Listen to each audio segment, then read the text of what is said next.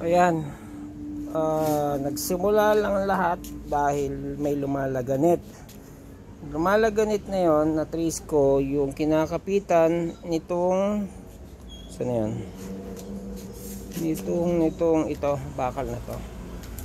Ito, yung kinakapitan nito, baligtad lang yan eh. Itong bakal na to, pag tinihaya mo yan, yan, DC monorack, ito yung kinakapitan nito. Siyempre may weight yan, nalagyan namin ng gulay, singkamas, kung ano-ano, mabigat, kalabasa, patatas, buko, mangga, yung punong-puno yan, mabigat. So ito, pursado.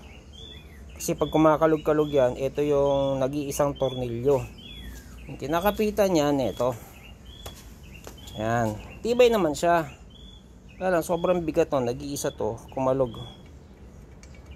Yan, kumalog. Yan, since kumakalog yan, lumalaganit na. Buti nga kalog pa lang eh. Pag sinilip mo sa ilalim, yan. Dapat to, hindi to ano eh. Malapit na to. Kuha tayong flashlight Saglit. Ito, flashlight. Dapat yun, hindi kumakalog. So, ilawan natin.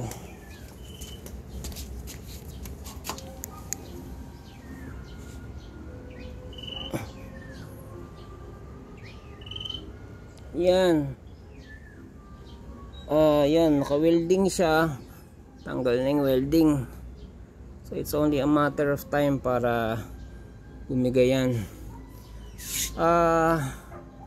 Although pag hinila mo siya, tingnan natin pahila naman yung tornilyo dito. Kaya lang kasi hindi lang naman kasi pahila yung tornilyo eh, palubog din dahil nga ito matalbog to eh.